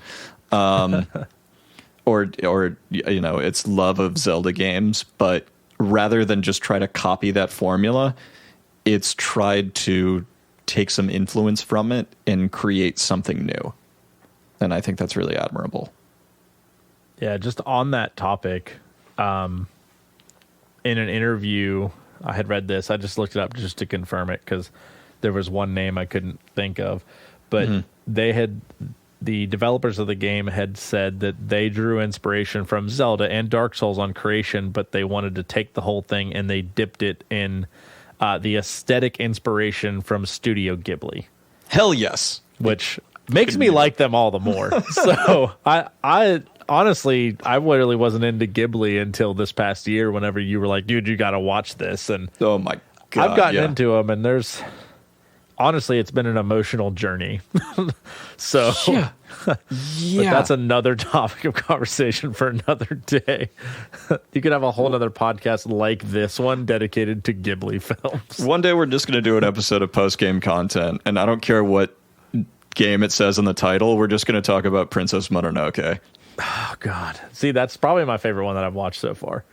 So... You know what's weird is how many parallels you can start to see between that game and Breath of the Wild. You're not wrong. Also, it's funny now that I'm thinking about that. The Witch and the Witch of the Inner State and the Witch from Spirited Away, or like the twin sisters from Spirited Away, they identical. They look exactly alike. Yes, they do. It's their third sister. They're triplets. But anyway, Max, I have. Is it that time? We've beat this game. We've beat this game to death. I was actually. I had sent out a review that was kind of. I know I referenced it when we did our Metroid Dread. I don't know if you've read my Metroid Dread review. I had sent that out to a few other people, and they had said, I really like this, but I really wish that for this and the podcast, if you would give like a number system of some sort. And I'm going to say right now, that's not what we had intended. And I don't think either Max and I want to do this. And that's not really what we're trying to get at, because we're really trying to dig into the aesthetic and how you feel after playing the game, as opposed to what the game brings you. It's more like what you bring after you complete the game. So I think putting a number on it kind of defeats the purpose of what we're trying to accomplish here. So I wanted to address that as to why we're not taking that. I didn't want you to think I was taking your ideas and just ignoring them. But instead I wanted to kind of confront that head on. That being said, I will say this about Death's Door. It's available and it's cheap, and I can't recommend it enough. I'm not going to give a number, but just go play it. There are very few flaws, and it's up there as it's probably in the top 2 or 3 games of 2021 for me. So definitely give it a shot. Absolutely. Look, anything that we talk about this game is at least a tacit endorsement. We won't talk about a game that we won't find interesting or worth playing in some way. And if you hear something when we talk about the game that is a real deal breaker for you, then you'll know to skip it. But more often than not, if you see a game listed on this podcast, you can consider it our go ahead to try it out. For sure. Yeah.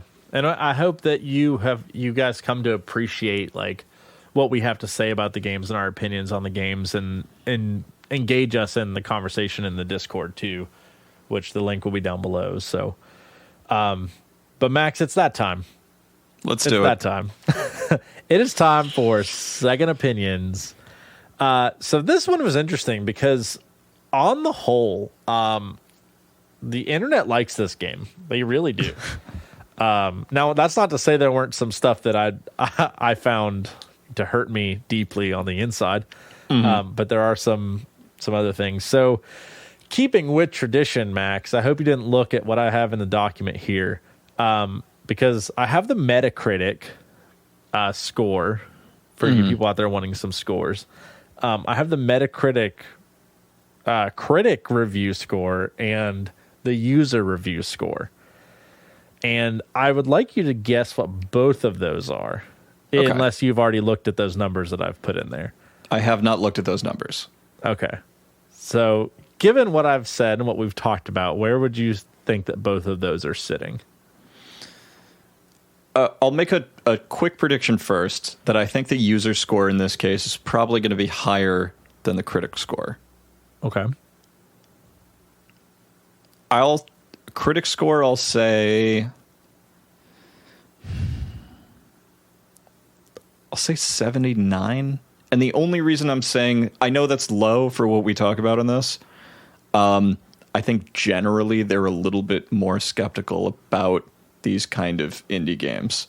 Obviously, that $20 price point can go to a lot of different games. And with something like Hades, that's such a critic's darling, it's hard to make that jump.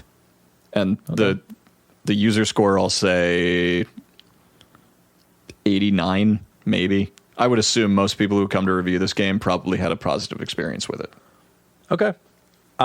Interestingly enough, we actually have the exact opposite happen. Oh, so your critic, not score wise, I mean, it tip toppled. The scores were actually remarkably close. So the user review score was a 79. Really? So the user reviews are based out of 10. The critic scores are based out of 100, but the user review score is 7.9, so 79 for all intents and purposes. 7.9 user score and 85% critic score. Interesting. So, but now both great scores. But this actually, if you look at the numbers for user reviews of the three games that we've reviewed thus far, this has the lowest ratings. That is baffling to me. I agree. I thought the same thing. So yeah. So we'll jump into these now. I will say this. This was a good one because while we did have an average score of 85 for our Metacritic score, there were no scores that were like sub 65. Everything was above that. Now, don't get me wrong. There was the one or two that was like 10%. This game offered me nothing and it was trash. Like, I don't. There's even always include those guys. Yeah, they tell me nothing. I only am going to start including reviews that give me a reason, a valid reason that I can tell them why they're wrong. So, coming in first, this review comes from Game World Navigator Magazines. They gave it a 68% and says, the setting is intriguing, but the story is bland. Open world, which this game is not open world, by the way. Open world promises exploration, but there's nothing to find. The combat has all the beats, but just isn't interesting. I'll let you start on that one. Well, you hit the nail on the head that it's not an open world game. The story is bland. I feel like it's just such an unwillingness to like engage with the material. Yeah. And by the way, when you start out in like the bureaucratic office of the afterlife, calling the story bland is just I think rude. I think that's rude is what that is. The combat has all the beats, but just isn't interesting. That one really bums me out because it's so non-specific. There isn't anything to latch onto there. Because it has all the beats. They know that this is a good combat system, that it's polished and refined. There's something about it that isn't clicking for them, and rather than try to, take a little bit of a self-critical look and see what that actually is, they've just written it off in a way that's kind of lazy. That bothers me. Yeah, I was thinking about this one, specifically about the combat piece too, and it's almost like they were just, maybe they played through the whole game. One, whoever they gave this game to review had no interest in playing it right off the bat. Yeah. Two, it looks like they just maybe they thought they just needed to use whatever weapon they found, so they just weren't clicking with anything, so they didn't vibe with any weapon, and I don't know. Clearly, regardless, this reviewer lacked an understanding of the combat system, because you're right, it's very refined, it's very specific, it's very open, and how we've discussed all that top to bottom. It's very fluid. So to say it's not interesting is actually completely just off base. Yeah, so. I don't think that's fair. Like, maybe you could make the argument, and if I had to like say a criticism of this game, I do wish the combat got a little bit more difficult towards the end game. Right. Where we have an introductory period where they show you the mechanics, and then things really ramp up around like the witch's mansion, and then things kind of stay at that difficulty through most of the game, which is fine and creates a really like consistent experience. But having one more ramp up in difficulty, I think, would have been really interesting, and the game mechanics could have carried that. Yeah, I agree. And if I had to add a criticism that would have made this review better, I would have said that more of a reliance on some of the abilities outside of traversal would have made it better. Like, I didn't use the hook shot for combat at all. Anyway. And that's what it's meant to be, a magic item used for like combat, and you even unlock an extra ability with it to make it more combat centric. But they didn't. I felt like at the end of the game there was a little bit of a lack of variability in how it wanted you to utilize some of those things to make the combat more interesting. So that's a valid concern, but just saying it wasn't interesting is not accurate. That's not fair. It was interesting to me the entire time, combat wise. Yeah. So, all right. So Get Wrecked Game World magazine. navigator, whatever you Shut are. the fuck up. Just straight up, get the fuck out of here. You're wrong. Moving on. I actually forgot to paste who the name of this reviewer was, so you'll remain anonymous for now till I find you and kill you. Oh my God. Just kidding. It's a company. I can't kill a company. At least. I mean, I can, but there's no ramifications for that. So this reviewer gave it a 72, which again, not terrible. No. It says, this is funny already. It's high difficulty, sometimes artificial, and its art direction make it a must-try video game. However, it can be frustrating due to the lack of maps, unnecessary difficulty peaks, and some bugs that make the experience worse. So what I like about this one is that it is the exact opposite of what we were just talking about with the unnecessary difficulty peaks, which is just not true. Yeah, 100%. That's why I was excited to do this one too after we Yeah. just talked about that. Thank God. I assumed they were going to be critical of the difficulty, which, come on, narrative and art style, which, like, if you have anything bad to say about the art direction in this game, like, just, I don't know, wipe yourself off. There's no joy left in the world for you. Now, well, they did say its difficulty and the art direction make it a must try. No, I know. I'm saying, like, I thought that's what they were about to lay into. Oh, and okay. I felt my blood pressure spike. Yeah, I don't really agree, but, obviously with the difficulty peaks, we've discussed the lack of maps kind of at the beginning of this. I don't think this game needs maps, honestly. I think, like I said, maybe if you've beat an entire area and you've already beaten the boss, maybe you get a map, that's fine. Yeah. I don't think it needs anything. Ultimately, I can't think of a single bug I had in this entire game. I can't think of a single time that this game it was just so polished. So I'm putting that one on the shelf, and I'm only saying that because we didn't play this game at launch, when it would typically be reviewed. So I don't know. I have a hard time imagining it was particularly messy, but if it was, then sucks for you. Boot it up again. Right, yeah. Well, the only reason I critique that is because I read probably 30 or 40 reviews of this. Whenever I was looking through these Metacritics, and even before I bought the game, I wanted to see there were zero mentions of bugs in all the reviews other than this one. So, and even on Steam, people didn't have anything to say about the review or the bugs. So, you're right. Maybe this is a day one review, but or maybe it was even a review copy. I don't know. That could be. Or he's playing it on like an iMac. Wow, dude.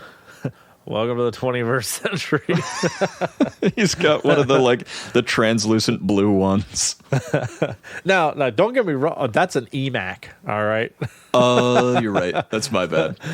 Don't get me wrong. I like Mac. I don't use it as my primary machine. Now, my recording station is a Mac, but that's besides the point. This is a weird time to try to get a sponsorship deal, Michael. Tim Cook, sponsor me. This is going to be the best podcast yet. Right. Oh, man. So, yeah, there you guys have it. That's our second opinion segment. Always a really good time. It's always interesting to me to see these other. I wish that they published the circumstance of the review. This is when we reviewed it. This is who reviewed it. They lost the lottery on which game to review. Didn't want to review this. Yeah. That was part of it. So we could kind of frame the review because that would make things that would make so much more sense. It would also you can make tell sense. a little bit. Yeah, it's like when Peppa Pig got an 8.9 out of 10 on its recent release of a game. And they're like, okay, well, did you have a 4-year-old review this game? Just so it could get a good score? Okay. To be clear, that game's a masterpiece. I'm sure you think so, Max. I haven't beat it yet, but I'm getting pretty good. Just consider this a virtual pat on the head. I'm sure it is. The combat's tough, man. I don't know what to tell you. What, yelling at mom and dad? No, that's what I do while I'm playing Peppa Pig. Are you winning, son? Shut up, Dad.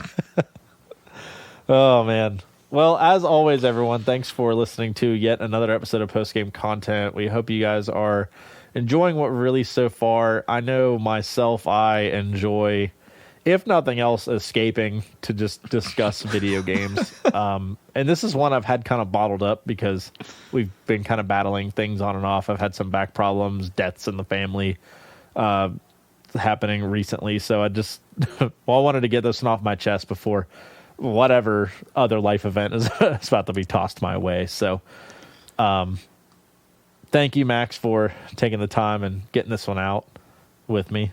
Yeah, thank you for recommending this game, Michael. This was I don't think I would have picked this up because I had a really bad misconception of what this game was. I thought it was like a roguelike or something. So I was pleasantly surprised the whole way through about what a gem this was. Yeah, I mean, obviously you've recommended tons of stuff to me, and I like that that's where this podcast is headed, or at least what this podcast is becoming, where it's opened up the door to where if you come to me and you're like, Michael, you absolutely have to play this game, that's the game that goes to the top of my wish list, because I'm like, all right, Max gets me. He knows what I like. We think a lot of the same, so that's something I'm really going to get into. And that hasn't happened yet to where I haven't been super attached. The only one so far that has is Outer Wilds, and I really still am trying to give it an honest shot because I'm trying to connect with it. Sure. Because I'm so fucking confused still. But that being said, that goes beyond the point. We hope that, from listening to this type of thing, if you guys still haven't played any of these games after listening to the show, go out and, do yourself a favor and check these things out. We don't do this because, we hate these things. We're not paid by the developers. We're not sponsored by any of these companies. We pay out of pocket for all these things. We don't get them for free. So, if we're spending the money and we're taking our time to do this, obviously we can't recommend these games enough. So for sure. That being said, if you guys want to continue the conversation, because I would love to, and if you guys have a different take or things that about the game or fun facts, anything like that, join us in the Discord, the post-game content Discord, in the link down below in the description. That'll jump you in there. We have a thread open for every channel. There's some other stuff in there. We'll do announcements, all types of stuff, anything that we're doing. And I pretty much live in Discord, so you can pretty confidently say that if you post something there within an hour or two, I'm probably going to respond, if not immediately. So I have a sad, depressing, miserable life, and I long for the affection of strangers in the context of Discord. So please come and make my life less miserable. That's what Max and I do pretty much all day. We work and talk to each other in Discord about video games. It's pretty much it, yeah. It's that or a lot of Lord of the Rings and Dark Souls memes. I what was it that we said the other day? It was, we were sending each other Dark Souls memes, and you're like, something about our conversations are almost entirely made up of dick jokes and Dark Souls memes, and we had made the comment that, generally speaking, we could tell how both of us are doing exclusively from those things as well. Based on how dark the memes are. And we never had to stop and be like, you okay, man? We just alter the meme to change the attitude. Yeah, exactly. There you go. So feel free to jump in there and, talk to us. We're more than happy to continue to discuss those games with you guys. Before I do my closing and our final calls to action, things like that, Max, anything you want to say? Final thoughts about the game, call outs to the community, anything like that? It's always really inspiring to see a game with this much polish and this much thought and love put into it, put together by two guys. That's one of my favorite things about the current indie scene, is seeing how many cool projects with a lot of original ideas get, up off the ground and get a lot of publicity. I think, given how I think the AAA market is kind of stagnating to a certain degree and starting to become more homogenous. We're seeing a lot of new ideas coming from, unexpected places, and this is a great example of that. That's a great point. I could talk all day. We're not a news podcast by any means, and obviously, if you know video games, you know all the stuff that's happening. But I hope that with other companies being acquired, that little companies like this continue to get the spotlight and continue to bring forward these types of gems, and they're rewarded for it. 100% agreed. Yeah, and I can't agree enough with that sentiment. So, that being said, if you listen to the show and you like it, do us a favor. Tell a friend. Tell your mom. Tell your dad. Tell your grandma. Tell your dog. I don't care. Tell everybody about it. Tell your mom I said what's up. She'll remember. She won't. It's the man with the mustache. She'll know. She'll know. It's Max from school.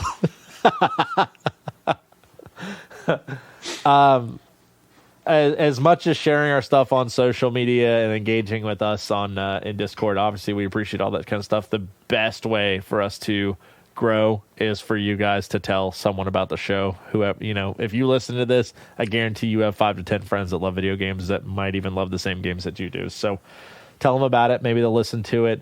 And if you have the ability to leave us a review, obviously we'd love to have your 5-star review and rating from you guys. But if you feel like we have the ability to improve, feel free to let us know that too, preferably in Discord, because that does hurt us if you leave us a crap review. But if you really think we suck, I would prefer your honesty. So can't blame you.